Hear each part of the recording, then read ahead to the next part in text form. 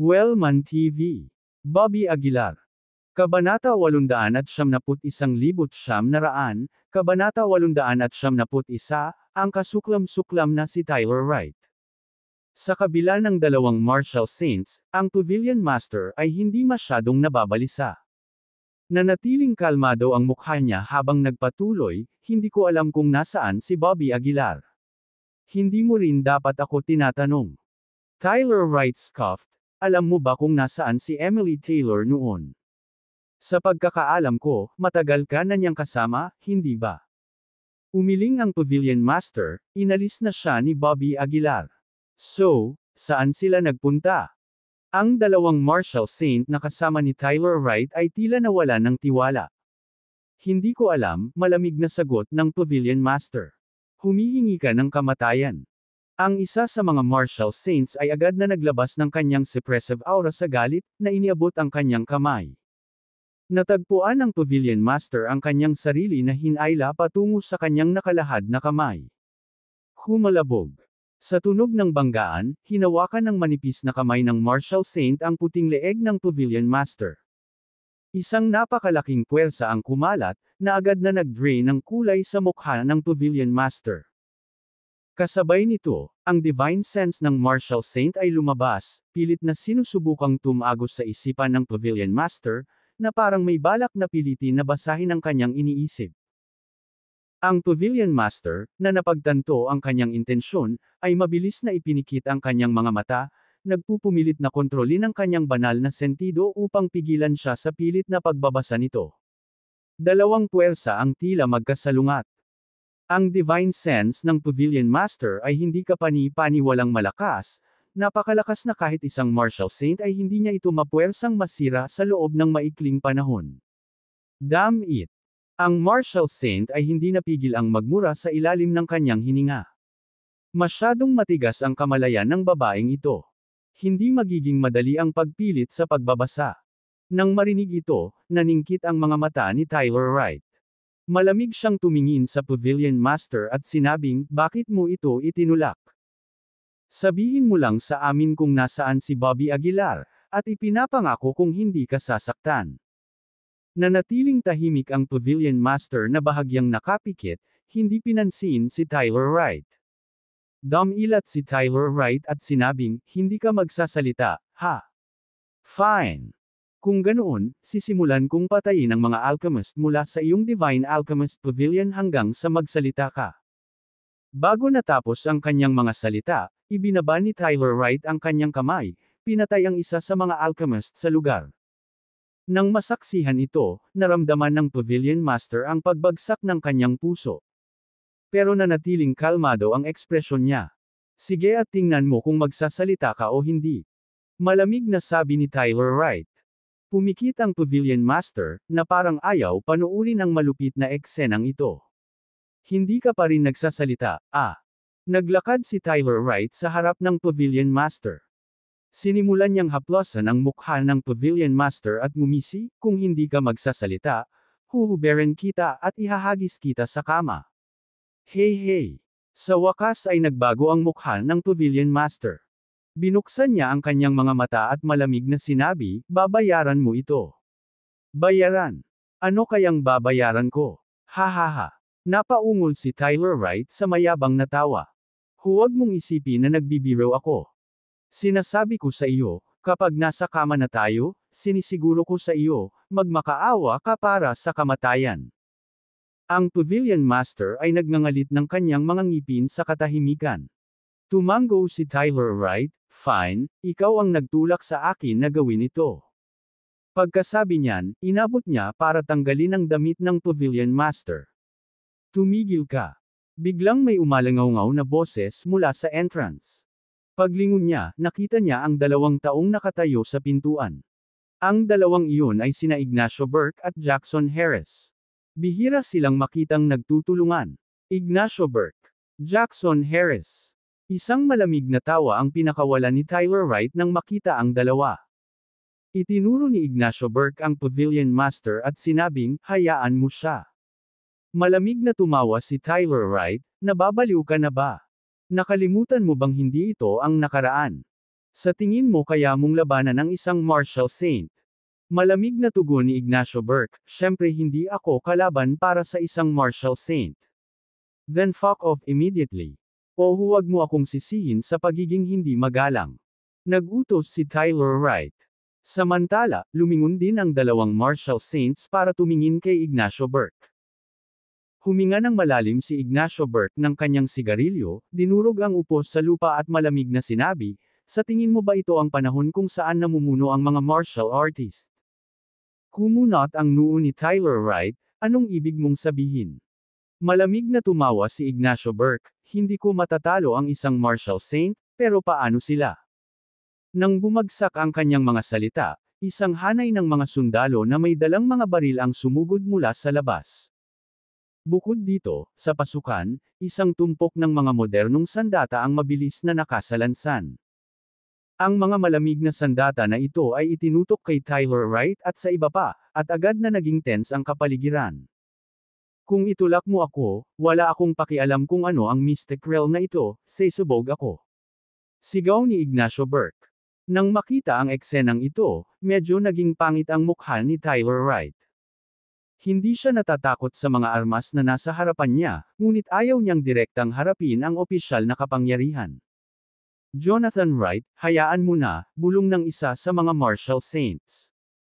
Bago kami umalis, sinabi sa amin ng padre de pamilya na iwasan ang hidwaan sa mga opisyal hanggat maaari.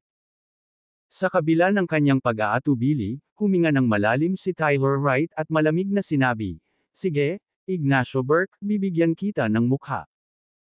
Pagkatapos sabihin iyon, pinandilatan niya ang Pavilion Master sa huling pagkakataon at sinabing, sinasabi ko sa iyo, mahalaga sa amin si Emily Taylor. Hindi ako susuko ng ganoon lang. Iniwan ang mga salitang ito, tumalikod si Tyler Wright at umalis. Ngumuso si Ignacio Burke habang mabilis na naglakad sa harap ng Pavilion Master at nagtanong, okay ka lang? Umiling ang Pavilion Master at tumayo, salamat, Commander Burke, sa pagpasok. Nanatiling tahimik si Ignacio Burke, ngunit baka sa mukha niya ang pag-aalala. Ang gobyerno ay dapat ding lumikha ng isang nangungunang magsasaka, bulong ni Jackson Harris mula sa gilid. Samantala, hinahanap din ni Lord Starr at ng kanyang kumpanya si Bobby Aguilar. Sa kabila ng isang buong araw, hindi pa rin nila mahanap si Bobby Aguilar. Panginoong bituin, maaaring nagsisinungaling ang babaeng iyon, sabi ng isa sa mga martial saints. Damn it, kung hindi natin mahanap si Bobby Aguilar, then we'll start from the people around him. Para sa bawat araw na hindi siya nagpapakita, papatayin natin ang isang tao hanggang sa dumating siya. Malamig na sagot ng isa pang martial saint. Sinulyapan sila ni Lord Starr at walang ekspresyon na sinabi, ano ang kinalaman nito sa kanila? Hindi ako yuyuko sa mga kasuklam-suklam na gawain. Oo, napaka-noble mo. Hindi napigilan ng dalawang martial saints na mapangiti. Malamig na lumingon si Lord Starr at sumagot, hindi lang hindi ko gagawin ito, ngunit hindi rin ako papayag na gawin mo ito. Ang aking salita ang huling salita. Iniwan ang mga salitang ito, tumalikod si Lord Starr at umalis. Kahit ayaw ng dalawang martial saints, sinundan pa rin siya ng mga ito. Sa isang kisap mata, 3 araw na ang lumipas. Ang Martial Arts Forum ay mabilis na naglabas ng mga estatistika, sa loob ng 3 araw, 7 martial saint ang lumitaw sa buong mundo, 6 sa mga ito ay mula sa mystic realm. At ang kanilang hitsura ay para kay Emily Taylor. Sa oras na ito sa Spiritual Spring Secret Realm, dahan-daang hinihigop ni Bobby Aguilar ang Ice-Glazed Heart. Ang kanyang aura ay patuloy na umuunlad, habang si Emily Taylor ay nanatili sa kanyang tabi. Minsan nagmumuni-muni siya at minsan tumatayo para panasan ang pawis ni Bobby. Dahil man sa presensya ni Emily Taylor o hindi, mas mabilis ang cultivation ni Bobby sa pagkakataong ito kumpara sa nakaraan. Ang pagsulong ng kanyang aura, pati na rin ang bilis ng pagsipsip, ay higit na nalampasan ang mga nakaraang okasyon. Kabanata 872, Kabanata 872, ang walang awa na si Tyler Wright. Ang ice-glazed heart na umaaligid sa itaas ng ulo ni Bobby Aguilar ay mabilis na kinakain. Ang kanyang katawan ay kumikinang, na may mga hibla ng chi na umiikot sa kanyang ginintoang core, kumikislap na may misteryosong kinang. Ang Ice Palace Master ay nag-claim na ang paglamon sa item na ito ay haantong sa isa sa hakbang sa Martial Saint Realm. Ngunit para kay Bobby Aguilar, ito ay tila isang hindi malamang na gawain. Si Emily Taylor ay nakaupo sa tabi ni Bobby, nakapatong ang kanyang pisngi sa kanyang kamay habang tahimik na pinagmamasdan siya, isang bahagyang ngiti na walang kamalay-malay na lumitaw sa kanyang mukha. Sa isang kisap mata, lumipas ang isang linggo. Sa linggong ito, opisyal na tumahak si Emily Taylor sa landas ng paglilinang. Sa isang kapaligirang mayaman sa Chie, ang kanyang pag-unlad ay mailalarawan lamang bilang napakabilis. Ang bloodline sa loob niya ay tila kumukulo, isang kumpletong bloodline ng pamilya Taylor, na nagpapabilis sa kanyang paglilinang sa isang matinding antas. Sa loob lamang ng isang linggo, nakapasok na siya sa Grandmaster Realm. Sa bilis na ito, maging si Bobby Aguilar sa kanyang kapanahunan ay mas mababa. Sa labas ng mundo, tila parang hinahanap ng buong mundo sina Bobby Aguilar at Emily Taylor. Maging ang Capital City Martial Arts Association o anumang malalaking organisasyon, lahat sila ay naghahanap sa mundo para kay Bobby. Gayunpaman, halos nabaligtad na nila si Pyro at hindi pa rin mahanap si Bobby. Sa loob lamang ng ilang araw, para bang sumangga si Bobby Aguilar sa mundo. Kakaiba, saan ba talaga nagpunta si Bobby Aguilar? Sa isang high-end na hotel, hindi maiwasan ni Tyler Wright na sumimangot. Hinaplos niya ang kanyang baba, bamulong siya, ang mundo ay napakalaki. Hindi ako naniniwala na siya ay mawawala sa hangin. Mahanap man natin si Bobby Aguilar o hindi ay hindi mahalaga. Ngunit kailangan muna nating mahanap si Emily Taylor. Isang martial saint sa tabi niya ang same time na nagsalita. Ang kinakatawan ng bloodline ni Emily Taylor ay malinaw sa ating lahat. Kung ito ay nahulog sa kamay ng ibang tao, iyon ay maaaring maging mahirap. Nang marinig ito, isang matinding kislap ang sumilay sa mga mata ni Tyler Wright. Dahan-dahan siyang bumangon at sinabing, kung tumangging magpakita si Bobby Aguilar, papatayin natin ang mga nakapaligid sa kanya. Patayin hanggang lumitaw siya. Nakatayo sa tabi ng bintana, isang matinding kislap ang sumilay sa mga mata ni Tyler Wright. Hayaan mo akong maging kontrabida. Hinulat ni Tyler Wright ang kanyang mga labi, malamig at malupit ang kanyang mga tawa. Kinuha niya ang kanyang telepono at tinawagan ang mga tao tulad ni Daphne Green, na nag-imbita sa kanila sa isang handaan. Pagsapit ng takip silim, marami sa mga mag-agarang bihis na binata mula sa mga maharlikang pamilya ang dumating sa Green Moon Villa sa imbitasyon. Ano ang ginagawa ni Tyler Wright? Iniimbitahan tayo sa hapunan na ito. Medyo nalilito na sabi ni Ricardo Bowman. Si Blaze Rhodes sa kanyang tabi ay malamig na ngumuso, siya ay isang tusong maliit na tao. Sa tingin ko ay kasuklam-suklam siya. Kung hindi dahil sa utos ng aking ama na panatilihin ang mabuting relasyon sa mga tao ng Mystic Realm, hindi ako dadalo. Sumang-ayon si Brian Bradley, oo, mula nang may tumuntong sa Martial Saint Realm, ang Mystic Realm ay ganap na nalantad sa mata ng publiko. Ang mga mapagkukunang taglay nila ay nakaakit ng marami. Nagdadaldala ng lahat, ngunit si Daphne Green lang ang tahimik. May masamang pakiramdam siya sa kanyang puso. Noon lang, biglang dumating si Tyler Wright kasama ang dalawang Martial Saints. Sa sandaling lumitaw ang mga Martial Saints, isang malakas na pakiramdam ng pang-aapi ang bumalot sa kanila. Maging ang mga henyo ng Capital City ay nakaramdam ng palpitate ng kanilang mga puso sa isang sandali. Maligayang pagdating, lahat. Itinuon ni Tyler Wright ang kanyang tingin sa mga tao, ang kanyang mukha ay maamo. Ngumisi si Blaze Rhodes at ibinaling ang mukha sa gilid. Walang pakialam si Tyler Wright. Casual niyang sinabi, ang presensya mo ay isang karangalan para sa akin, Tyler Wright. Nagpapasalamat ako sa inyong lahat. Jonathan Wright, kung may kailangan kang sabihin, sige. Busy kaming lahat. Pinutol ni Brian Bradley si Tyler. Si Tyler Wright ay hindi nagmamadali. Bahagya siyang tumawa at sinabing, sa panahong ito, lahat tayo ay naghahanap kay Bobby Aguilar. Sigurado akong naiintindihan ninyong lahat kung bakit. Siguro kung sino man dito ang nakakaalam ng kanyang kinaroroonan. Paano namin malalaman?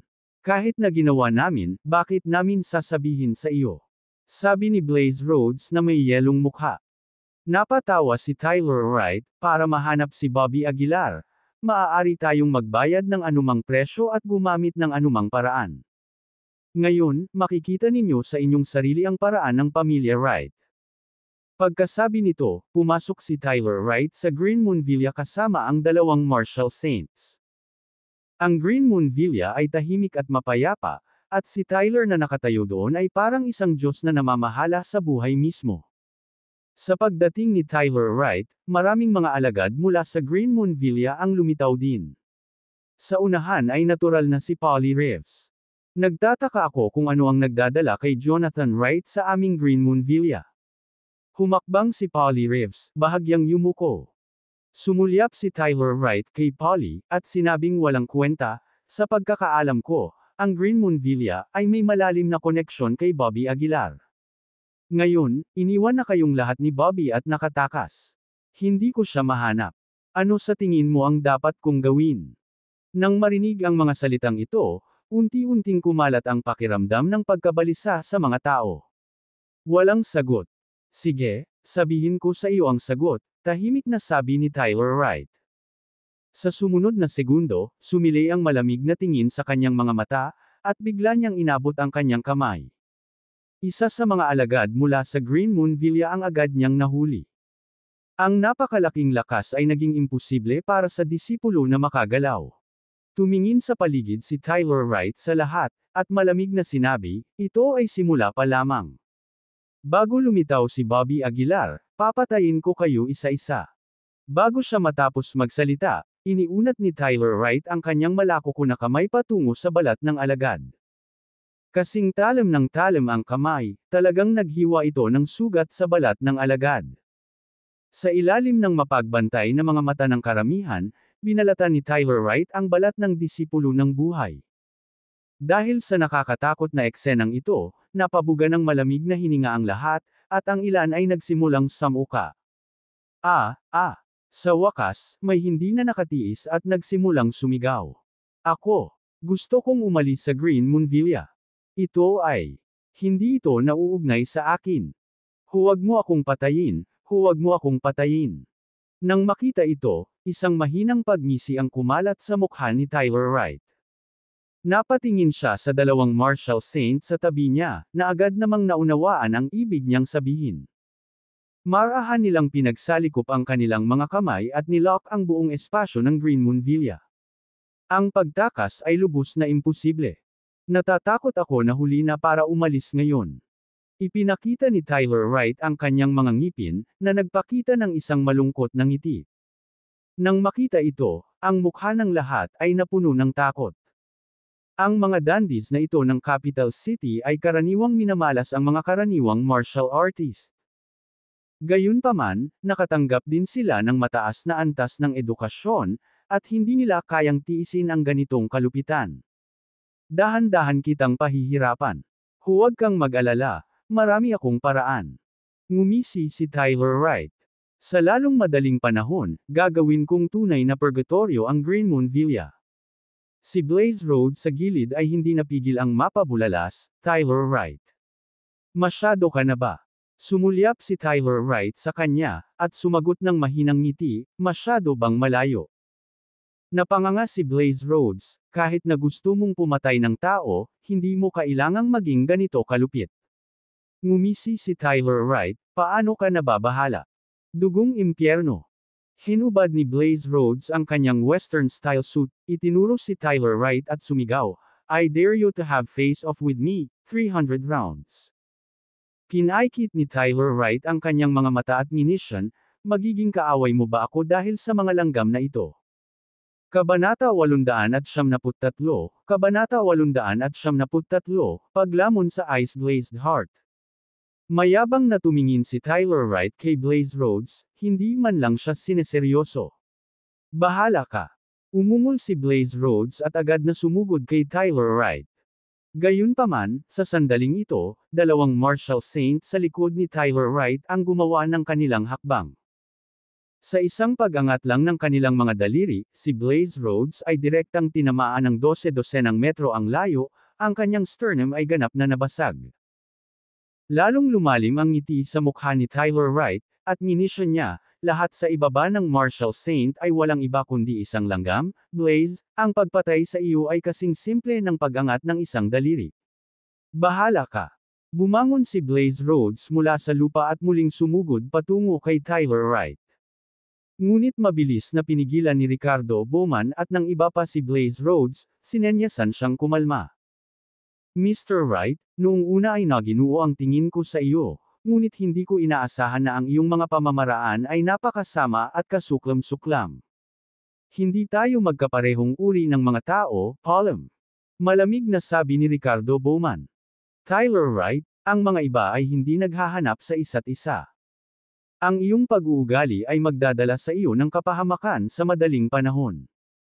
Sa susunod na pagkikita natin, sana ay personal kung wakasan ang iyong buhay. Maraming matikas na mga binata mula sa capital city ang sunod-sunod na umalis sa Green Moon Villa. Wala silang kapangyarihang baguhin ang anuman, ang magagawa lang nila ay subukang iwasang masaksihan ang brutal na eksenang ito. Sa loob ng 3 buong araw, ang Green Moon Villa ay napuno ng dugo, tunay na naging isang buhay na purgatorio. Kung hindi dahil kay Daphne Green na nagbuwis ng kanyang buhay para kunin si Polly Reeves, matagal na sana siyang naging isa sa mga bihag ni Tyler Wright. Lumipas ang oras, at bago nila namalayan, 1 buwan na ang lumipas. Sa buwang ito, hinahanap ng lahat si Bobby Aguilar, ngunit walang balita. Gayunpaman, ang mga puwersang ito mula sa Mystic Realm ay hindi sumuko. Isang araw, maraming Martial Saints ang nagtipon-tipon sa opisina ng Capital City Martial Arts Association. Kahit na lahat sila ay Martial Saints, may malaking pagkakaiba sa lakas sa kanila. Ang pinakamalakas sa kanila, natural, ay ang star mula sa Second Secret Realm. Isa siyang top cultivator sa late-term Martial Saint Realm, kahit na sa Second Secret Realm, hindi siya magagapi. Ang lakas ay kumakatawan sa kapangyarihan, at natural na pinangunahan ng Capital City Martial Arts Association ang dominanteng posisyon. 7 Martial Saints ang nagtipon sa iisang opisina. Ang namamahala sa pulong na ito ay si Mark Fraley, na 2 beses nang napahiya. 1 buong buwan na ang lumipas, ngunit wala kaming mahanap na anumang kapaki-pakinabang na impormasyon. Iniska ni Mark Fraley ang maraming Martial Saints sa silid. Walang bakas ng takot sa kanyang mukha, sa halip, mayroon pa rin siyang air of superiority. Young Master Fraley, sa tingin ko ang Capital City Martial Arts Association ay dapat magkaroon ng mas simpleng paraan para mahanap si Bobby Aguilar. Sabi ng katabi niya. Sinulyapan sila ni Mark Fraley at sinabing, kaya nga pinatawag ko kayong lahat dito. Mayroon kaming dugo ni Emily Taylor. Sa pamamagitan ng lihim na pamamaraan, tumpak naming mahahanap siya.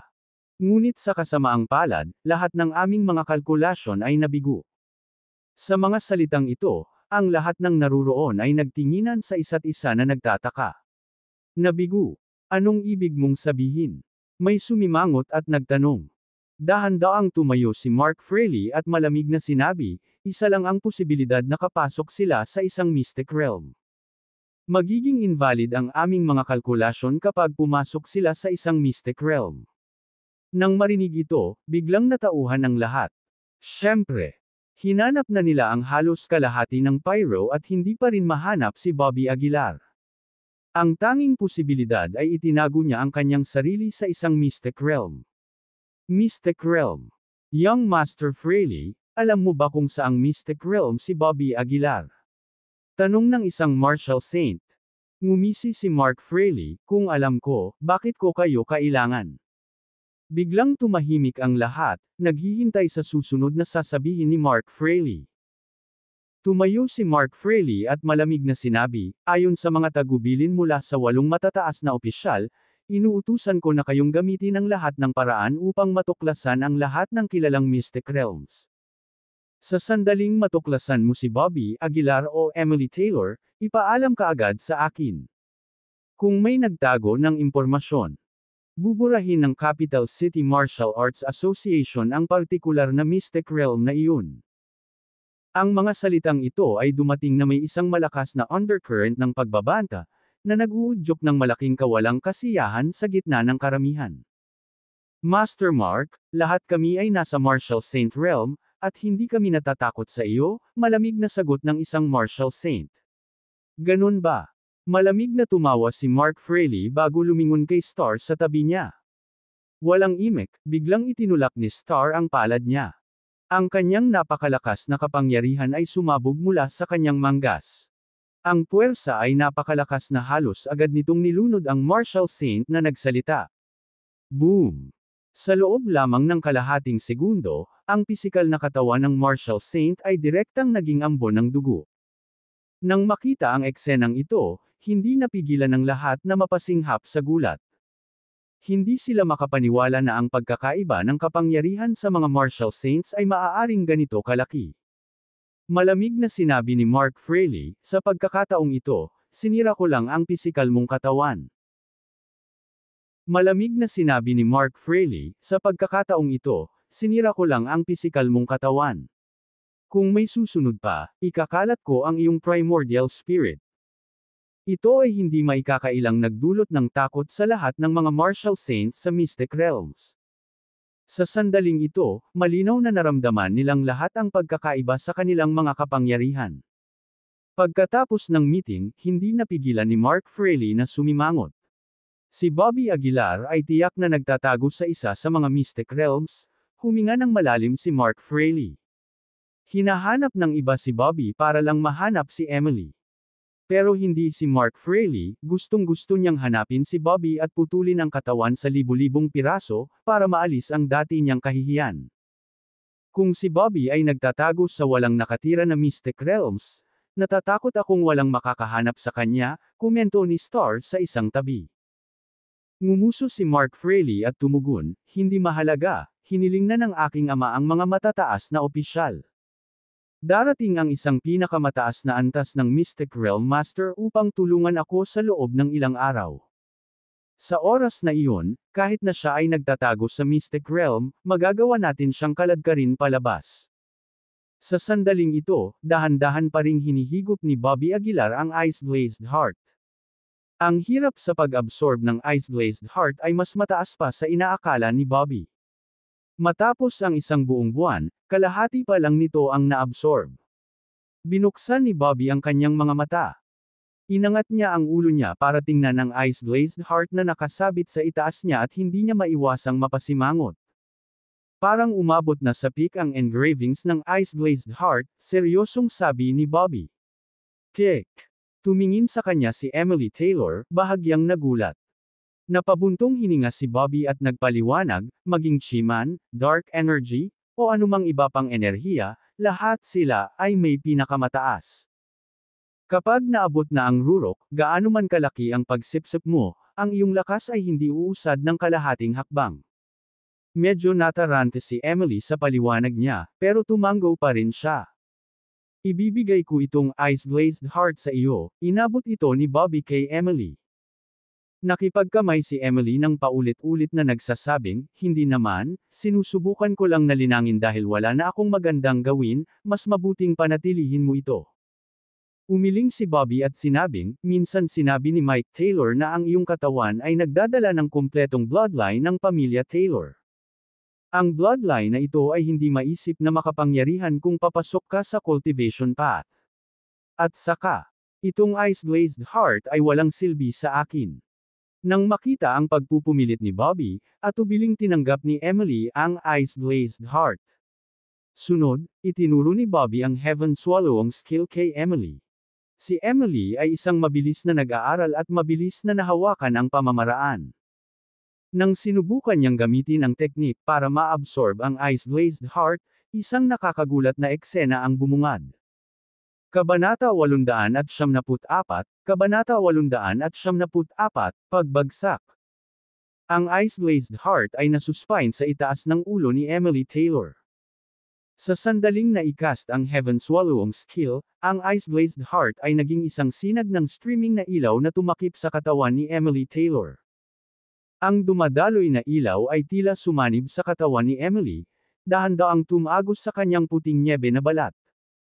Hindi napigilan ni Bobby Aguilar na manlaki ang kanyang mga mata, napabulalas, is it being absorbed? Medyo naliligaw din si Emily Taylor.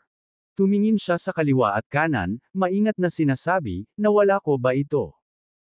Paulit-ulit na ikinaway ni Bobby Aguilar ang kanyang kamay, nagsasabing, hindi, hindi, hindi, syempre hindi. Kahit sa ganoong sitwasyon, hindi alam ni Bobby Aguilar kung paano ipapaliwanag. Pwede bang may kinalaman sa bloodline sa katawan mo?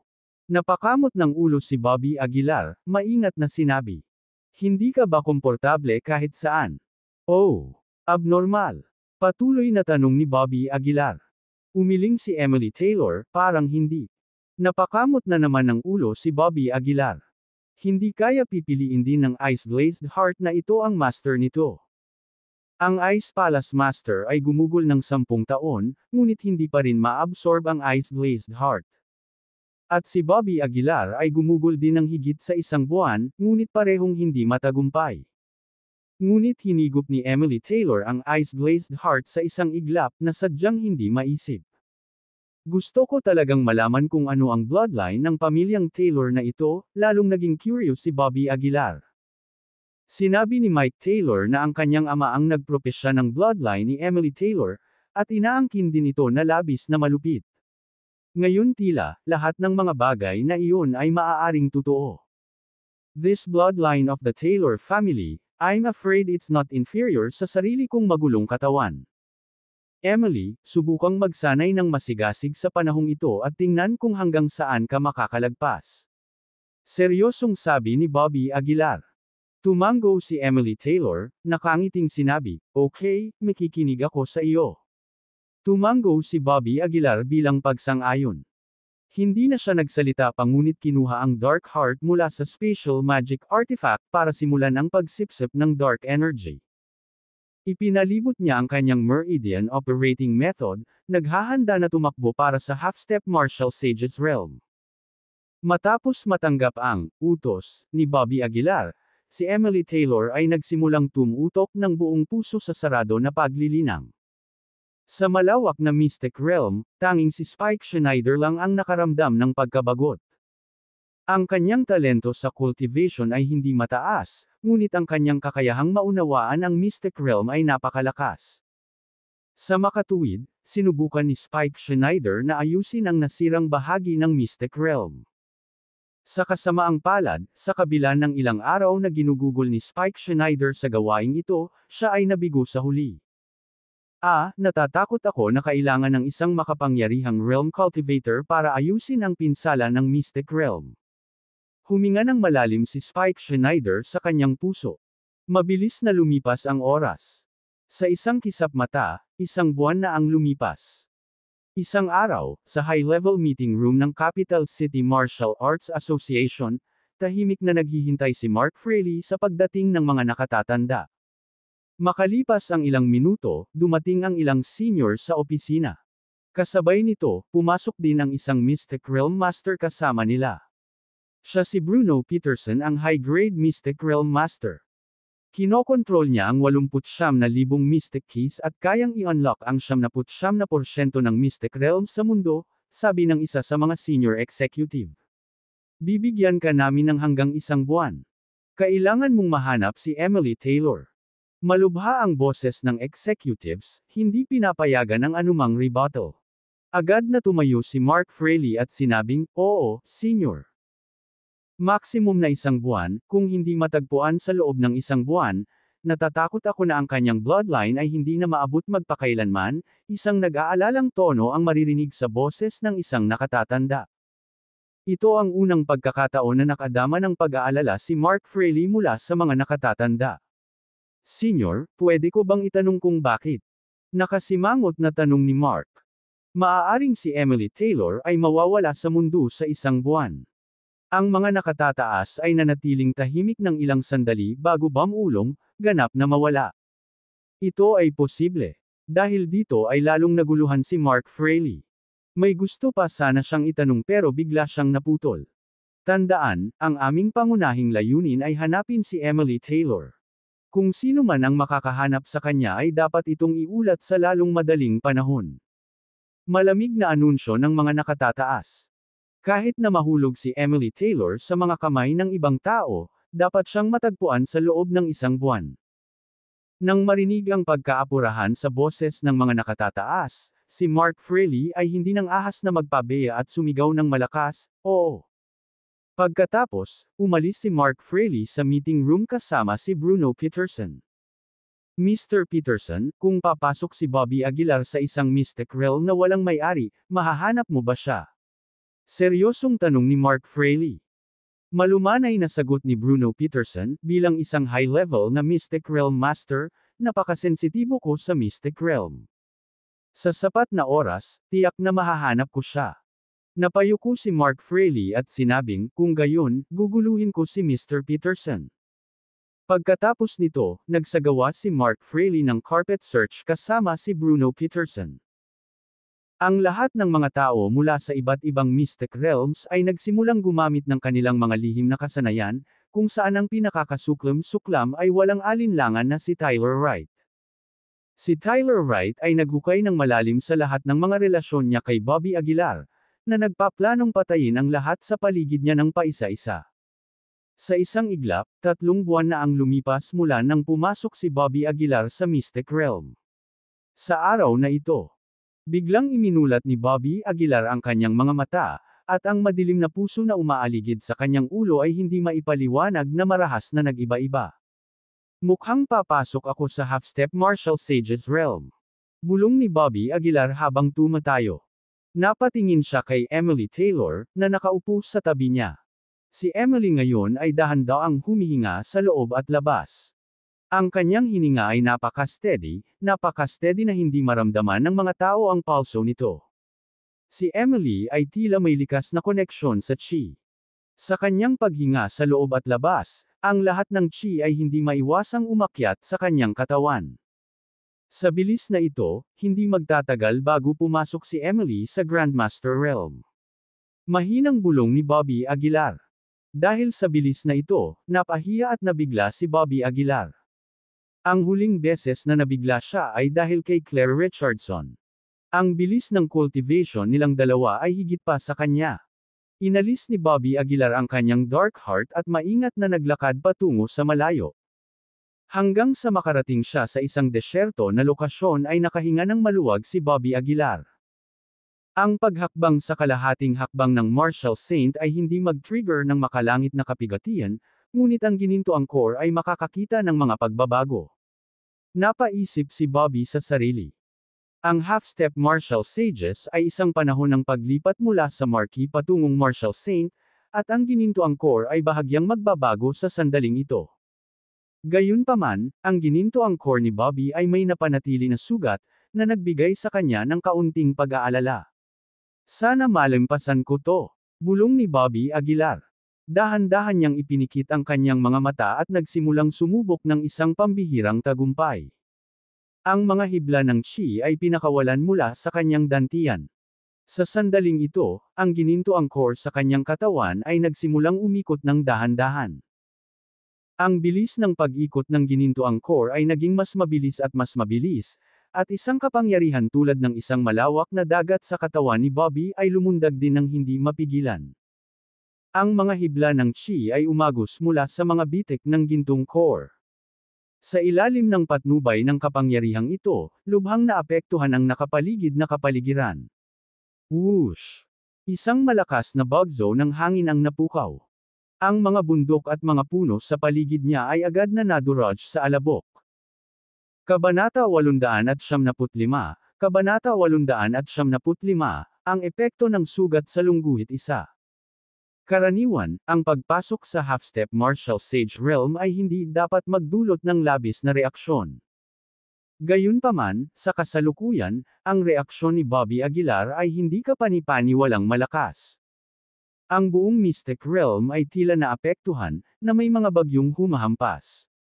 Isa pa, ang matinding sakit ay nagmumula sa dantian ni Bobby.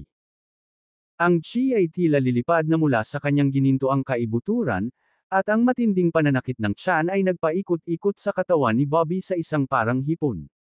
Ah! Ang ganoong sakit ay hindi mabata kahit para kay Bobby sa isang sandali. Ang kanyang katawan ay patuloy na naglalabas ng isang ligaw at magulong kapangyarihan, halos mapapantayan ang paligid. Ah! Sa huli, hindi napigilan ni Bobby na magpakawala ng malakas na dagandong. Sa sobrang sakit ay nagngangalit siya, napaluhod, at naikuyom ng mahigpit ang kanyang mga kamao. Ang gayong kaguluhan ay natural na gumising kay Emily Taylor, na nasa closed-door cultivation. Nang marinig ang boses ni Bobby ay agad na nagbago ang mukha nito. Mabilis siyang lumapit kay Bobby. Kasabay nito, nagmamadali rin si Spike Schneider. Kapwa sila, nang makita ang labis na nasasaktang si Bobby, ay may bakas ng pag-aalala sa kanilang mga mukha. Anong nangyayari sa mundo? Gulat na sabi ni Spike. Sa hitsura nito, hindi ito mukhang isang tagumpay. Bobby. Hindi makayanan ni Emily na makita siyang nahihirapan ng ganito at sumisigaw habang tumatakbo papunta sa kanya. Gayunpaman, sa sandaling marinig niya ang boses ni Emily, nagmamadaling itinaas ni Bobby ang kanyang ulo at tumingin sa kanyang direksyon.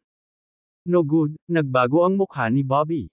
Ang magulong puwersa sa loob niya ay maaaring seryosong makapinsala kay Emily. Sa pag-iisip nito, agad na inayos ni Bobby ang daloy ng chi sa loob ng kanyang katawan at pilit na sinubukang patatagin ang ligaw na kapangyarihan. Bumuhos ang pawis mula sa noo ni Bobby, ngunit mahimalang na-control niya ang kanyang chi sa maikling panahon. Wow! Ito ba ang kapangyarihan ng pag-ibig? Bulong ni Spike sa gilid. Marahil dahil sa kanyang pagmamalasakit kay Emily, kahit papaano ay napatatag ni Bobby ang kanyang ginintoang core sa kritikal na sandaling iyon. Ang chi ay unti-unting nakabawi, at ang ginintoang core ay unti-unting nahuhubog. Miss Taylor, dapat kang bumalik. Dapat ay maayos na si Bobby, tawag ni Spike kay Emily. Siya ay nasa isang kritikal na sandali sa kanyang pambihirang tagumpay, kaya pinakamahusay na huwag istorbohin siya. Nang marinig ang mga salita ni Spike, napatigil si Emily sa kanyang kinatatayuan. Bagamat labis siyang nag-aalala, masunurin siyang lumayo. Naka-cross-legged si Bobby sa lupa, unti-unting nararamdaman ang paglaki ng kanyang lakas. Ang kanyang chi ay mabilis na tumataas, nagiging mas makapal at mas malalim, habang ang kanyang pisikal na katawan ay halos hindi nasesira. Ang prosesong ito ay tumagal ng buong 4 na oras. Pagkatapos lamang ng 4 na oras ay naging mapayapa ang chi ni Bobby. Phew! Bumantong hininga si Bobby, bumangon sa lupa, at bumulong, ang sugat na iyon ay nakakaapekto pa rin sa akin. Ang delikadong tagpo kanina ay sumagi sa kanyang isipan. Kung hindi dahil kay Emily, hindi makokontrol ni Bobby ang kanyang golden core. At ang tanging kahihinatnan ay kamatayan mula sa kanyang katawan na sumabog. Hindi nito maiwasang makaramdam ng takot kay Bobby. Kung makatagpo siya ng ganoong sitwasyon sa panahon ng pambihirang tagumpay sa Martial Saint Realm, tiyak na mamamatay siya. Bobby, okay ka lang ba? Nagmamadaling lumapit si Emily. Tumango si Bobby at ngumiti, napakabuti, ang aking lakas ay tila tumaas ng geometriko. Mula nang pumasok sa Military Marquee Realm, sa tuwing makakalusot si Bobby, dumobble ang kanyang lakas, at sa pagkakataong ito ay walang exception. Ang nangyari lang? Puno ng pag-aalala ang malalaking mata ni Emily. Mataimtim na nagsalita si Bobby, dahil pa rin sa internal injury, kung hindi dahil sa iyo ngayon, posibleng namatay ako sa pagsabog ng katawan ko. Katawan sumasabog. Namutla ang mukha ni Emily sa naisip. Mayroon bang anumang paraan upang pagalingin ang pinsalang iyon? Mapait na ngumiti si Bobby, may paraan, ngunit nangangailangan ito ng materyal na halos imposibleng mahanap. Material? Anong material? Nag-aalalang tanong ni Emily. Saglit na nag-isip si Bobby at sinabing, sa tingin ko ito ay tinatawag na Heavenly Vanilla. Heavenly Vanilla, tahimik na kabisado ni Emily ang pangalan.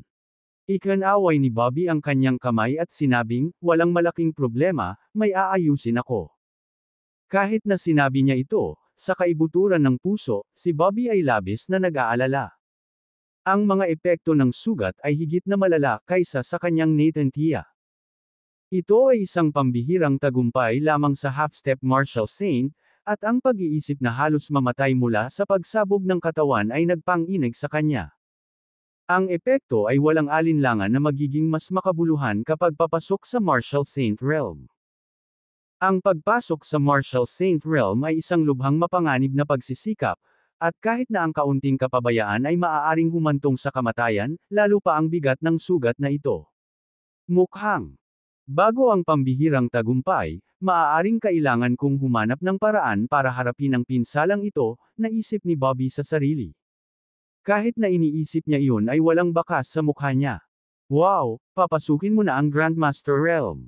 Noon lang, nagulat si Bobby nang matuklasan na muli ang lakas ni Emily. Isinaalang-alang ni Emily ang kanyang komento at sinabing, maaaring dahil sa karanasang iyon sa ikalawang lihim na kaharian ang nagpabilis ng aking tagumpay. Makes sense, tumanggo si Bobby. Ang susi sa pagtaas ng lakas ng isang tao ay ang pagtaas ng kanilang pag-iisip. Hanggat ang isang tao ay may sapat na mataas na pag-iisip, kasama ang masaganang chi, ang paglago ng kanilang cultivation base ay hindi mapipigilan. Iyon ang dahilan kung bakit pinipili ng maraming nangungunang magsasaka na sumailalim sa sariling paglilinang kapag nahaharap sa mga bottleneck, kahit na nalalagay sa panganib ang kanilang mga buhay at tumatangging lumagpas hanggang sa malutas ang problema. Bukod dito, si Emily ay nagtataglay din ng bloodline ng Taylor family. Sa sumunod na mga araw, habang patuloy na naglilinang si Emily, nanatili si Bobby sa tabi niya. Sa gabi, tumingin si Bobby kay Spike at nagtanong, gaano na tayo katagal sa Mystic Realm na ito? Pagkatapos gumawa ng magaspang na pagkalkula, sinabi ni Spike, mga mahigit 3 buwan.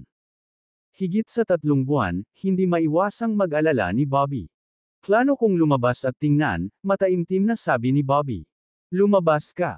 Sa tingin ko wala ka na sa isip mo, nginisyon ni Spike. Ang pagkamatay ay hindi isang malaking problema, ngunit huwag ay drag si Miss Taylor pababa sa iyo. Bagamat malupit ang mga salita ni Spike, may katuturan ito. Umupo doon si Bobby, mahinang bamantong hininga, palagi kong nararamdaman na maraming tao ang madadami dahil sa akin. Ito ay hindi magandang bagay para sa mga nasa closed-door cultivation, sabi ni Spike. Ang iyong puso ay dapat na malinaw at walang mga distractions. Paano ka magpapatuloy sa iyong kasalukuyang estado ng pag-iisip? Huminga ng mahina si Bobby at sinabing, oo. Habang nag-uusap ang dalawa, biglang nag-iba ang chi ni Emily. Kasabay nito, ang mga madilim na ulap ay nagtipon sa kalangitan. Ito ay, papasok na siya sa kaharian ng Grandmaster. Bulalas ni Bobby. Kabanata 876, Kabanata 876, Paglabas sa Mystic Realm sa Lungguhit 1. Nang makita ang madilim na ulap na nagkukumpulan sa kalangitan, agad na nilingon ni Bobby Aguilar si Spike Schneider. Matatagpuan ba ng Mystic Realm na ito ang makalangit na kapigatian? Tanong ni Bobby na may halong pag-aalala. Sinabi ni Spike, karaniwan, dapat itong makatiis, ngunit mayroong isang paglabag sa Mystic Realm, na maaaring humantong sa mga komplikasyon. Mga komplikasyon? Anong ibig mong sabihin? Tanong ni Bobby. Sumagot si Spike, ang pinakamasamang posibilidad ay maaaring lumaki ang paglabag. Isang mas malaking paglabag, hindi napigilan ni Bobby ang pag-ungol sa sarili. Ang pinalaki na paglabag ay mangangahulugan ng mas mataas na posibilidad na matuklasan. May paraan ba para pigilan ito? Tanong ni Bobby. Umiling si Spike, tulad ng sinabi ko noon, isang makapangyarihang realm cultivator lang ang makakapag-ayos ng sira na ito, kung hindi, huwag mo nang isipin iyon. Nang makita ito, hindi na nagsalita pa si Bobby. Sa sandaling ito, ang tanging magagawa nila ay gawin ito ng paisa-isa. Ang mga madilim na ulap na natipon sa kalangitan ay lumaki at lumaki, ang sukat ng makalangit na kapighatsang ito na hindi maiisip.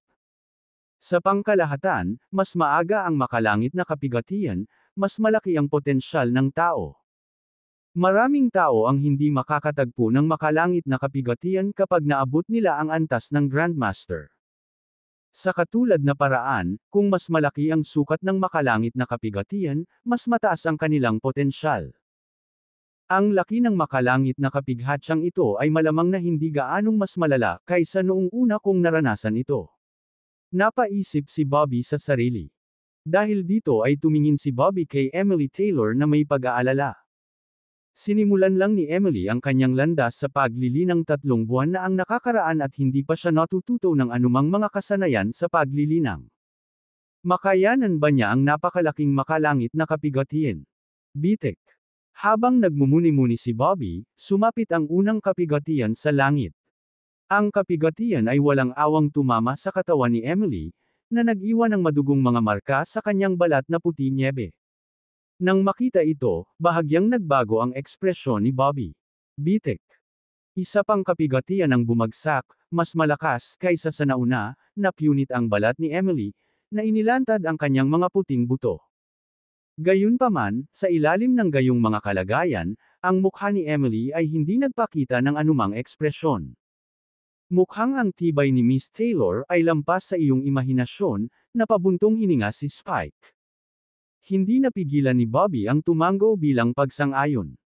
Nang maranasan niya ang makalangit na kapigatian sa unang pagkakataon, labis siyang nakaramdam ng sakit anupat ng agat ang kanyang mga ngipin. Nakakagulat nga ang mataas na tolerance ni Emily. Kung ikukumpara sa sakit ng bloodline engraving ceremony, siguro itong heavenly tribulation pain ay wala, paalala ni Spike kay Bobby. Nang marinig ito, nagdilim ang mukha ni Bobby. Oo, ang sakit na dinanas ni Emily ay maaaring mas malala pa kaysa sa makalangit na kapighatyang ito. Boom! Isa pang kulog ang bumagsak, halos basagin ang lupa. Ito ang huling makalangit na kapigatian, at nang mawala ito, nagsimulang magtagpo ang chi sa katawan ni Emily. Mabilis na gumaling ang kanyang laman, at sa maikling sandali lang, bumalik sa normal ang balat ni Emily, mas makinis pa kaysa dati, tunay na pinong parang jade. Dahan-daang iminulat ni Emily ang kanyang mga mata, ang malataglagas niyang mga mata ay nakatitig kay Bobby. Ang talentadong Emily ay tila may mas ethereal na aura ngayon. Siya ay tulad ng isang bulaklak ng lotus, isa na ayaw hawakan ng mga tao. Emily, anong nararamdaman mo? Tanong ni Bobby. Sinulyapan ni Emily ang kanyang katawan at tumawa, napakaganda. Nang marinig ito, sa wakas ay nakahinga ng maluwag si Bobby Aguilar. Sa mga sumunod na araw, nagpatuloy si Bobby sa pag-iisa. Patuloy niyang hinihigop ang madilim na puso at chi, sinusubukang itaas ang sarili niyang chi. Gayunpaman, sa ilang kadahilanan, hindi mapanatag ang puso ni Bobby. Ito ay humantong sa pag-unlad ni Bobby na bumagal ng husto. Anong mali? Tila naramdaman ni Emily ang kakaiba ni Bobby. Seryosong sinabi ni Bobby, 3 buwan na akong nasa mystic realm na ito, at hindi ko maiwasang maramdaman na maaaring may nangyari sa labas. Gusto mo bang lumabas? Tanong ni Emily. Tumango si Bobby at saka umiling, syempre, iniisip ko lang. Sok. Sa puntong ito, hindi mapigilan ni Spike na mapatingin kay Bobby. Sa ganitong estado, ang patuloy na paglilinang ay maaaring hindi masyadong makabuluhan. Paano ito, lalabas ako at hahanapin ka, mungkahi ni Spike. Nagtaas ng kilay si Bobby, nagulat at nagdududa. Lalabas ka. May hinala sa mga mata ni Bobby. Hindi pinansin ni Spike ang tingin ni Bobby at nagpatuloy, bilang isang Mystic Realm Master, ito ay magiging mas ligtas para sa akin. At saka, kahit na matuklasan nila ako, hindi ito magpapatunay ng anuman. Hinaplos ni Bobby ang kanyang baba at tumango, iyon ay makatuwiran. Ngunit mayroon akong isang kondisyon, biglang nagpatuloy si Spike. Agad namang sumang-ayon si Bobby, sige. Hanggat kaya ko, hindi talaga ako tatanggi. Isang bakas ng kasamaan ang sumilay sa mga mata ni Spike. Tumingin siya kay Bobby at malamig na sinabi, gusto kong patayin mo ang aking guro, si Happy Ferguson, at kunin ang kanyang key treasure vault. Nang marinig ito ni Bobby ay nabigla. Patayin ang iyong guro. Maligayang Ferguson. Kumunot ang noo ni Bobby. Tama, malamig na ngumuso si Spike. Napuno ng pagkalito ang mga mata ni Bobby. Ang pagpatay sa sariling guro ay isang gawa ng matinding pagtataksil, at si Spike ay tila hindi isang malupit at walang awa na uri. Nang makita ang pagdududa ni Bobby, napangisi si Spike, huwag magpalinlang sa hitsura ni Happy. Isa siyang kasuklam-suklam at taksil na kontrabida. Gusto kong kainin ang kanyang laman at inumin ang kanyang dugo. Sa pagpapatuloy ng malamig na boses, sinabi ni Spike, pinapayagan niya akong pumunta rito para panuurin ka, para may pagkanulo kanya kung kailan ito maginhawa. Kaya, magiging malambot ka pa rin ba? Nagmamadaling iwinagayway ni Bobby ang kanyang kamay, soft-hearted. You misunderstood, I'm just a bit curious. I'm agree to what you say. Hindi na nagsalita pa si Spike ngunit pinaalalahanan si Bobby, kung hindi ako babalik sa loob ng 3 araw, ibig sabihin ay natuklasan na ako. Maaari lang akong umalis pansamantala at maghanap ng isa pang pagkakataon upang makabalik. Sige, salamat. Iniyuko ni Bobby ang kanyang kamay bilang pasasalamat kay Spike. Hindi na nag-aksaya pa ng oras si Spike at agad na binuksan ang pasukan, umalis sa lugar. Kasabay nito, nangyari ang pinakakinakabahan ni Spike. Ang paglabag sa Mystic Realm na ito, sa ilalim ng impluwensya ng makalangit na kapigatian, ay talagang lumawak ng kaunti. Kabanata 897, Kabanata 897, Pagdating ng nangungunang Mystic Realm Master. Kung titingnan mula sa labas, ang spiritual spring ay tila mas malawak, at ang chi sa loob ay nagiging mas siksik. Lumabas si Spike Schneider sa Mystic Realm. Paglabas na pagkalabas ay sinalubong siya ng matalim na amoy na puno ng dugo. Ang bango ng pagdanak ng dugo ay nanag sa chi na nagmumula sa spiritual spring. Ang akumulasyon ng maraming bangkay ay nagdagdag ng nakakabagabag na dark energy sa Green Moon Villa. Ang madilim na enerhiya at ang spiritual spring ay sumalungat sa isa't isa, na hindi sinasadya na ginawang hindi gaanong kapansin-pansin ang tagsibol. Ito, sa pagtingin sa eksenang nasa harapan niya, kahit ang mentally prepared na si Spike Schneider ay hindi maiwasang makaramdam ng kislap ng katakutan sa kanyang mukha. Ang malawak na Green Moon Villa ay nakababahala na naging isang kaharian ng purgatorio para sa mga mortal.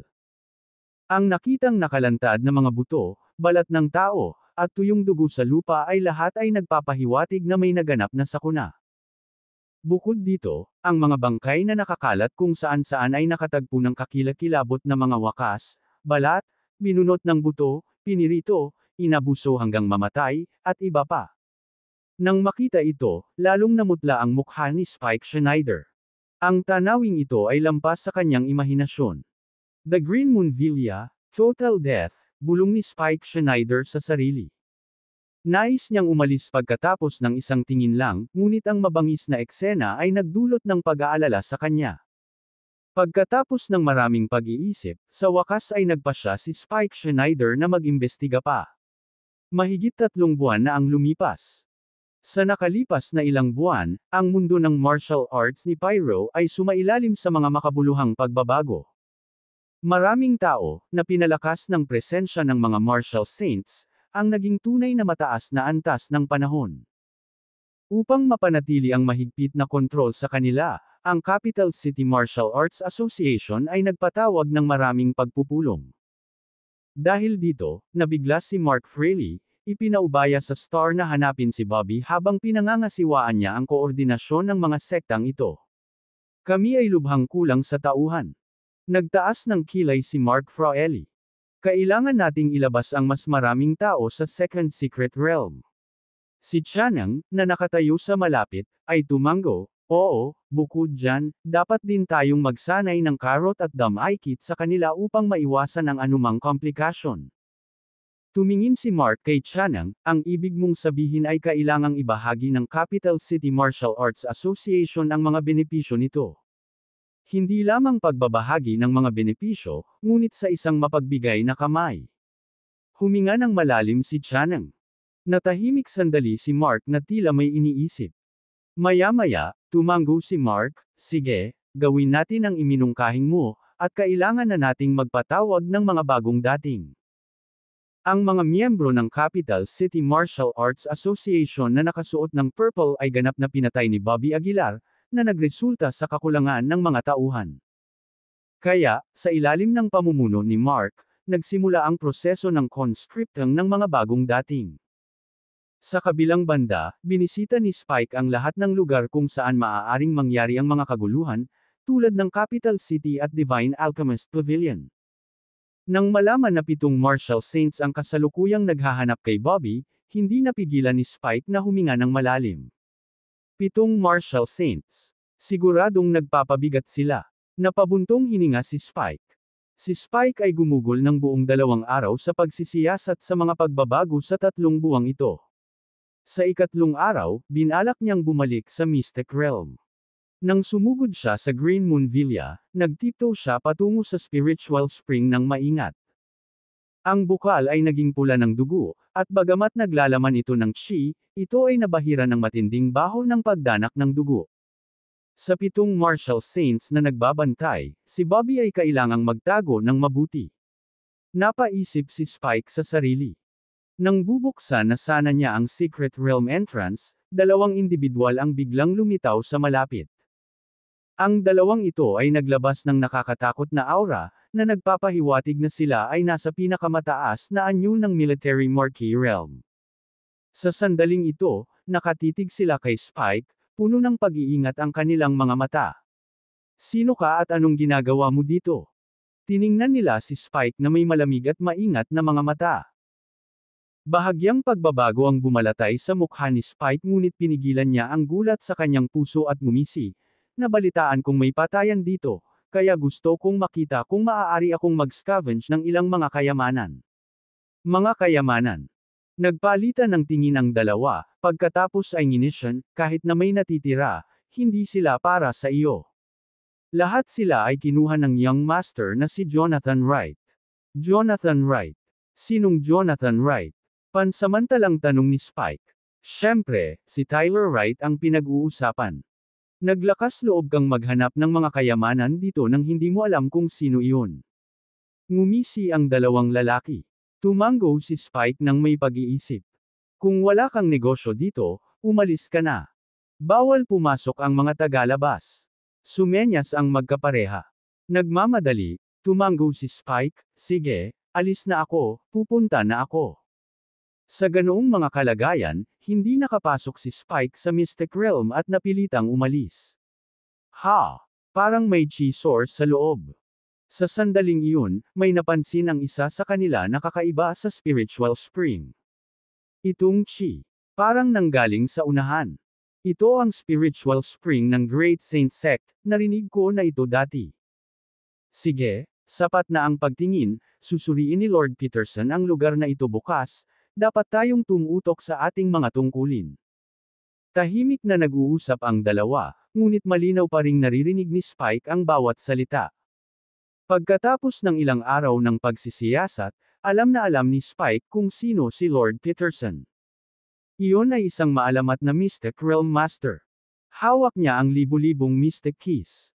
Ang kanyang pangalan ay kilala sa bawat Mystic Realm Master ng malakas at malinaw. Masama ito, kung dumating si Bruno Peterson, tiyak na may mapapansin siyang kakaiba sa lugar na ito. Napagtanto ni Spike na may lumulubog na puso. Sa kanyang mga kasanayan, ang pagbubukas ng lugar na ito ay magiging walang hirap gaya ng isang snap ng kanyang mga daliri. Kabanata 878, Kabanata 878, Desisyon sa Lungguhit 1. Nakabantay dito si Spike Schneider hanggang sa makalayo silang dalawa. Noon lang, mabilis siyang lumapit sa Mystic Realm. Sa sandaling mabuksan ang kaharian, dali-dali itong pinasok ni Spike. Sa loob ng Mystic Realm, tinuturuan ni Bobby Aguilar si Emily Taylor ng kasanayan sa paglilinang. Sinadya niyang pumili ng ilang mga kasanayan na angkop para kay Emily mula sa kanyang inheritance memory. Ang mga kasanayang ito ay matikas at makapangyarihan, ngunit sa kasamaang palad, sila ay bihira. Sa sandaling ito, nagmamadaling dumating si Spike mula sa hindi kalayuan. Nang makita si Spike, parehong tumayo sina Bobby at Emily at tumingin. Ito ay masama.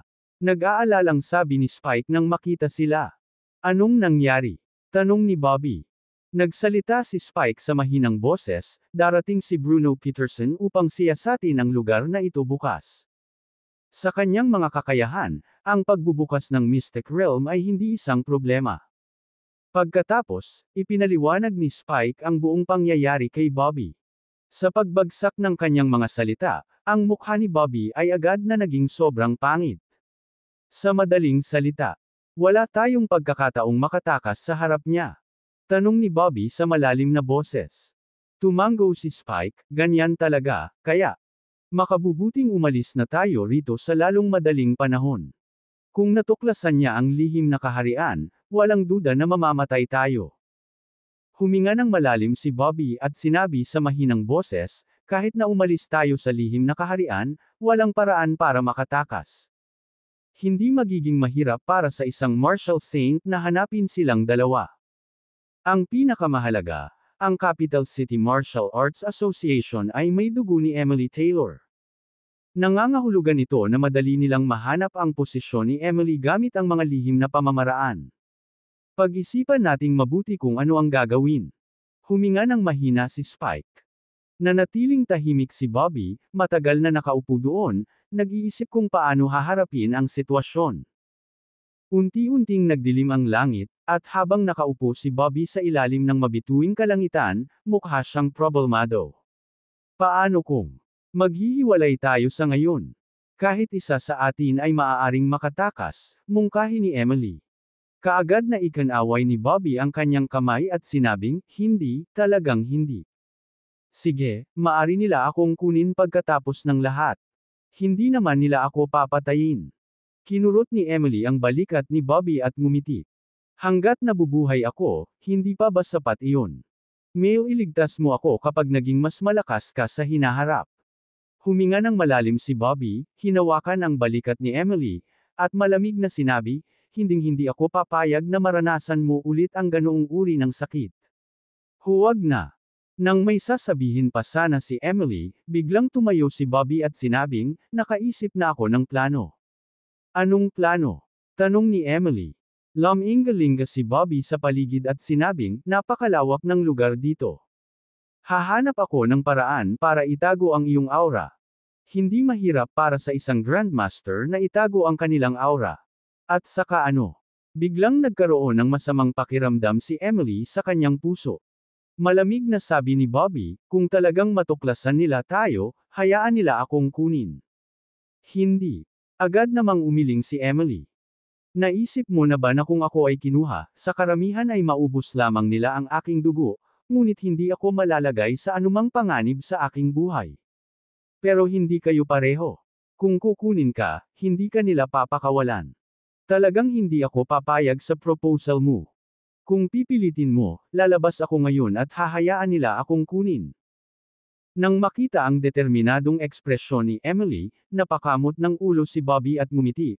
Mukhang may punto ka, kaya makikinig ako sa iyo. Sa wakas ay nakahinga ng maluwag si Emily, marahang sumandal kay Bobby, at bumulong, hanggat tayo ay nabubuhay, may pag-asa pa. Bago pa man siya matapos magsalita, biglang naramdaman ni Emily ang dilim na bumalot sa kanyang paningin, at sa isang iglap, siya ay nawalan ng malay.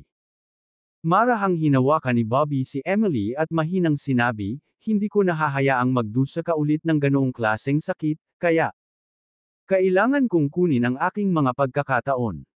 Sa gilid, same time na nagsalita si Spike, paano kung magpasya si Bruno Peterson na hanapin ang buong Mystic Realm? Hindi pa rin tayo makakatakas. Huminga ng malalim si Bobby, ngumisi, at sinabing, kaya plano kong kusang umalis sa Mystic Realm bago bukas at akitin ang kanilang atensyon.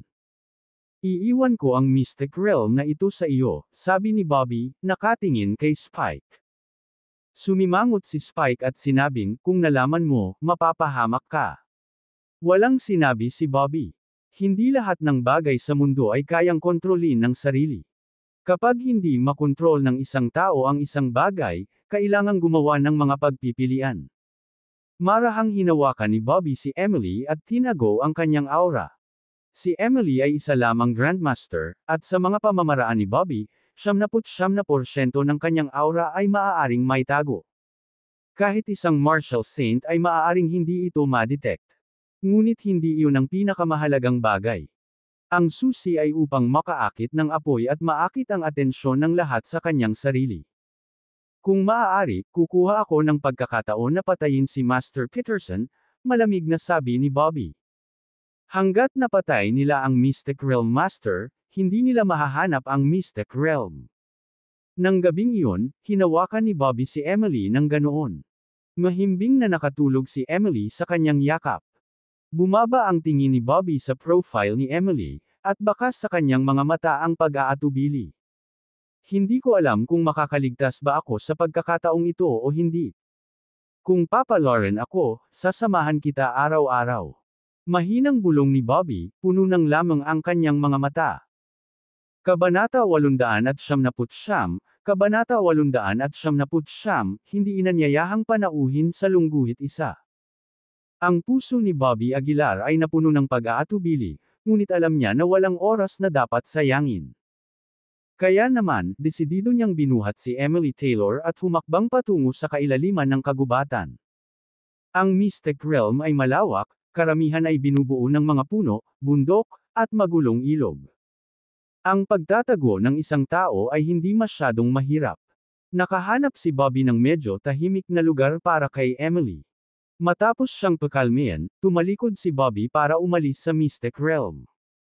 2 hakbang pa lang ay hindi na niya napigil ang huminto at muling lingunin si Emily.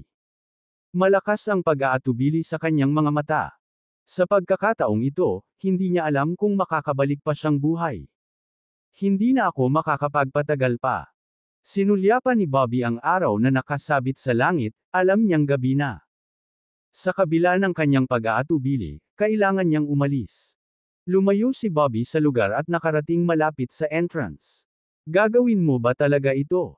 Hindi sinasadyang tanong ni Spike Schneider. Tumango si Bobby at sumagot, oo, wala akong ibang pagpipilian. Pagkatapos kong umalis, makakahanap ka ng pagkakataong umalis mamaya.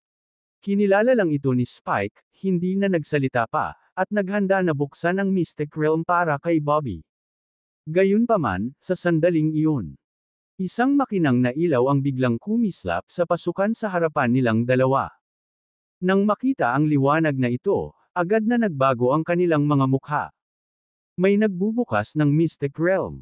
Bulalas ni Spike. Lalong namutla ang mukha ni Bobby. Hindi niya inaasahan na ganoon kabilis ang kanilang pagdating. Boss! Isang sinag ng liwanag ang kumikislap, at pagkatapos, 2 nasa katanghaliang gulang na lalaki ang biglang lumitaw sa kanilang harapan. Ang paraan na ginamit nila upang buksan ang Mystic Realm ay tila kakaiba, tila hindi sila pumasok sa pasukan. Hinayla ni Bobby si Spike pabalik ng 2 hakbang, puno ng pag-iingat ang kanyang mga mata. Hindi niya masusukat ang lakas ng 2 nasa katanghaliang gulang na ito, dahil parang tubig ang presensya nila. Siguradong mabilis kayong dumating, sabi ni Bobby na may singkit na mga mata. Sino sa inyo si Master Peterson? Inis ka ni Bobby ang dalawa. Nagkatinginan sila, na tila naguguluhan, at sinabing, Master Peterson. Sino iyon? Huwag na kayong magpanggap. Huwag isipin na hindi ko alam na si Master Peterson, ang nagbukas ng Mystic Realm.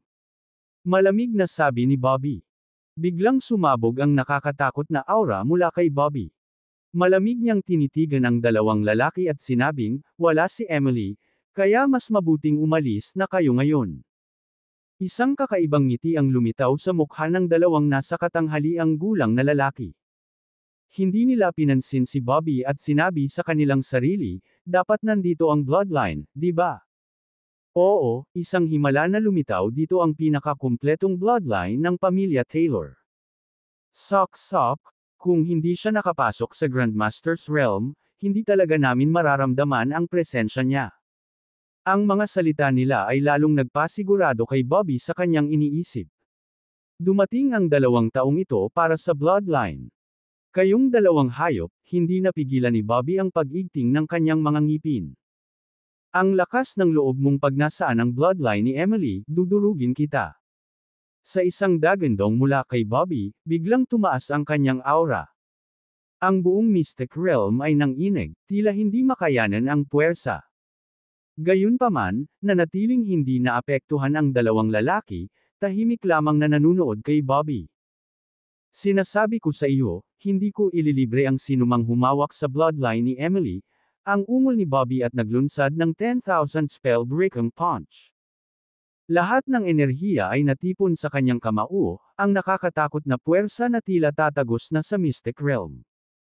Gayunpaman, simpleng itinaas ng dalawang lalaki ang kanilang mga kamay at bahagyang hinawakan ang kamay ni Bobby. Ang enerhiya sa kamay ni Bobby ay agad na nawala, at ang ginintoang liwanag ay nawala rin. Sobrang pangit ng mukha ni Bobby. Sinulyapan niya ang kanyang kamao at bumulalas, kaya ito ang kapangyarihan ng isang martial saint. Martial saint. Binata, ano ang sinasabi mo? Tanong ng isa sa mga nasa katanghaliang gulang na lalaki. Pumunta ka sa impyerno. Si Bobby ay walang pasensya sa kanilang kalokohan at muling sumugod sa harap habang nakakuyom ang kamao. Ang isa sa mga nasa katanghaliang gulang na mga lalaki ay nagpakita ng bakas ng kawalan ng kakayahan at itinaas ang kanyang kamay upang bahagyang sumulong. Sa isang iglap, naramdaman ni Bobby na parang dinadala niya ang bigat ng mundo, bumagsak ng husto sa lupa. Lumabo ang kanyang paningin, at dumilim ang mundo.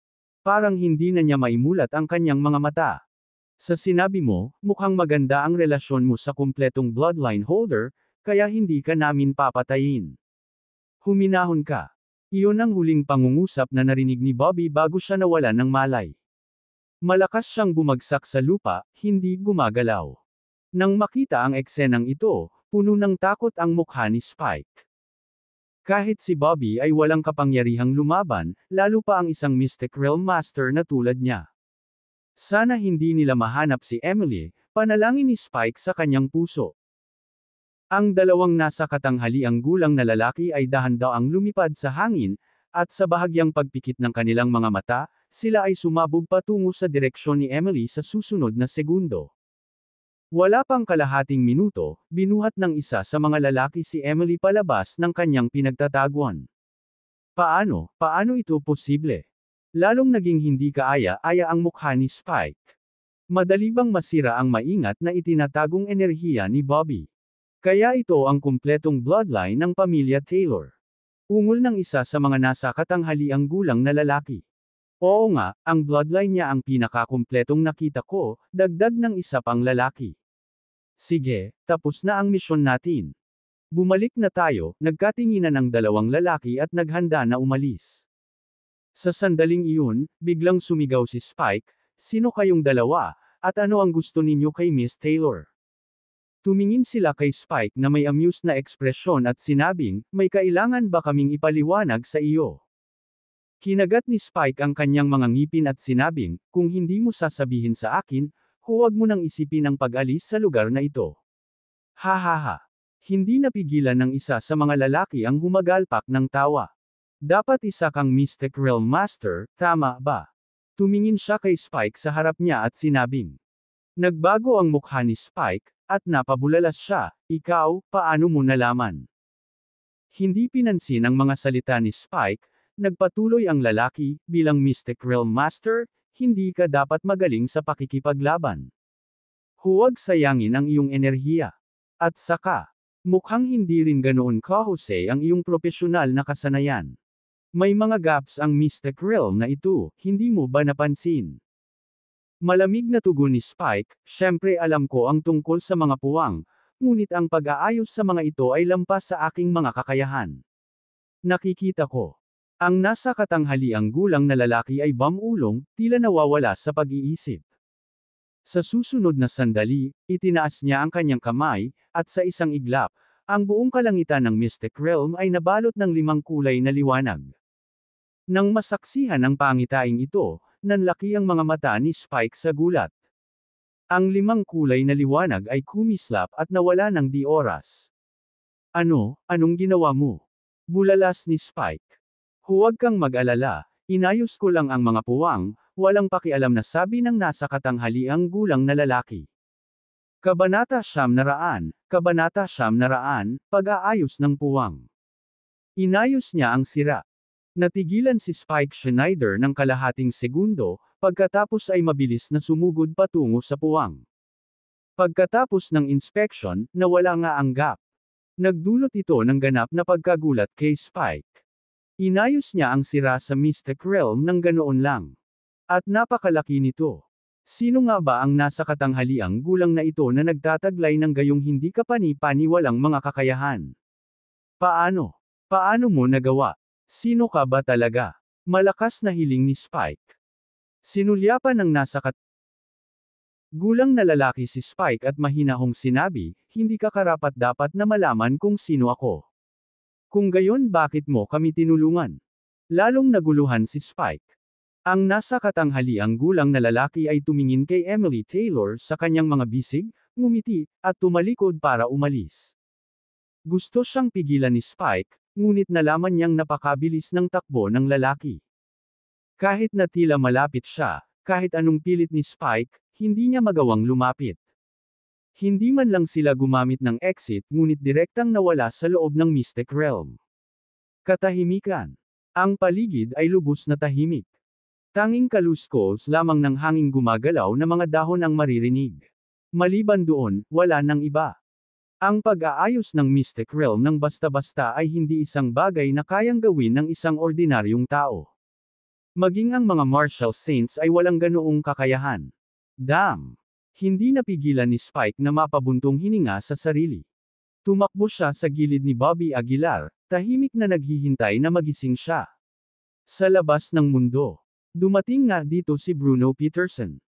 Ngunit dahil sa misteryosong nasa katanghaliang gulang na lalaking nag-aayos ng Mystic Realm, walang nakitang kainahinala si Bruno at umalis sa lugar. Init sa Mystic Realm, hanggang tanghali ay nagising si Bobby Aguilar sa pagkataranta. Kinusot niya ang kanyang mga mata, pagkatapos ay biglang tumayo mula sa lupa. Mabilis na hinawakan ni Bobby Aguilar ang balikat ni Spike at nag-aalalang sinabi, nasaan si Emily? Nasaan ang 2 taong iyon? Natahimik si Spike saglit, saka mahinang bumantong hininga. Bilasan mo at sabihin mo sa akin. Nag-aalalang sigaw ni Bobby Aguilar. Mataimtim na sinabi ni Spike, maaari kong sabihin sa iyo, ngunit kailangan mong maging handa. Magsalita ka na lang. Umungol si Bobby Aguilar. Bumantong hininga si Spike, inalis nila si Emily. Damn it! Nang marinig ito, agad na napuno ng galit si Bobby Aguilar. Tumalikod siya para umalis sa Mystic Realm. Sa sandaling iyon, hinawakan ni Spike si Bobby Aguilar at malamig na nagtanong, saan mo balak pumunta? Hahanapin ko si Emily. Malamig na sagot ni Bobby Aguilar. Malamig na nagsalita si Spike, I suggest you let go of that idea. The actual strength of those 2 men is beyond your imaginations. So ano? Martial saints lang sila. Malamig na sagot ni Bobby Aguilar. Huminga ng malalim si Spike at sinabing, casual na inayos ng nasa katanghaliang gulang na lalaki ang Mystic Realm, sa tingin mo ba ay martial saints lang sila? Nang marinig ang mga salitang iyon, maging ang nagngangalit na si Bobby Aguilar ay natigilan. Alam niya na ang basta-basta na pag-aayos ng isang Mystic Realm ay nagpapahiwatig ng napakalaking kapangyarihan. Casually fixing a Mystic Realm. Hindi mo ba sinabi na ang makapangyarihang Realm Cultivator lang ang makakagawa nito? Lumingon si Bobby Aguilar at tumingin kay Spike. Tumango si Spike, sa normal na mga pangyayari, ganoon talaga. Maaaring ang 2 taong iyon ay makapangyarihang mga magsasaka ng lupain. Nanlaki ang mga mata ni Bobby Aguilar sa hindi makapaniwala. Ang Mighty Realm ay tinatawag ding Divine Annihilator Realm, ang kapangyarihan nito ay higit pa kaysa sa isang martial saint. Sa mundo ngayon, ang mga martial saints ay kakaunti pa lang ang maalamat na makapangyarihang kaharian. Plano mo pa rin bang pumunta? Kahit na ipagsapalaran mo ang iyong buhay, walang posibilidad na mabawi si Emily, panunuya ni Spike. Natahimik si Bobby Aguilar. Ang pagkakaiba ng kapangyarihan na ito ay nagparamdam sa kanya ng isang malalim na pakiramdam ng kawalan ng kapangyarihan.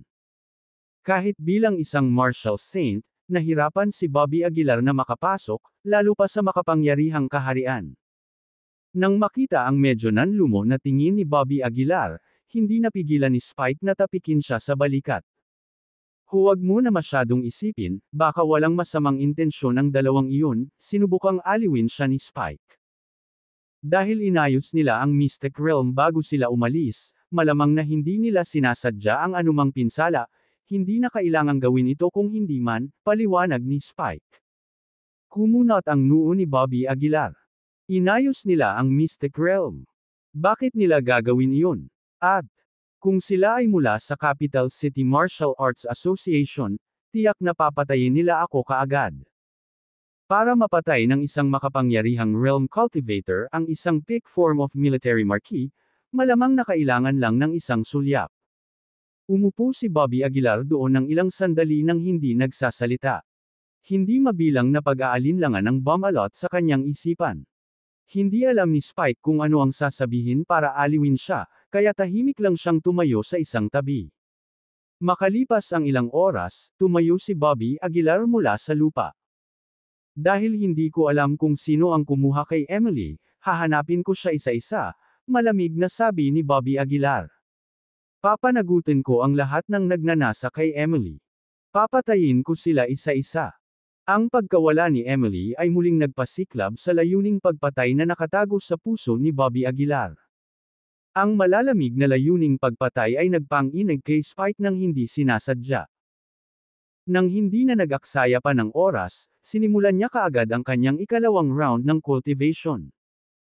Matapos maging isang half-step na martial sages, ang lakas ni Bobby Aguilar ay bumuti ng husto.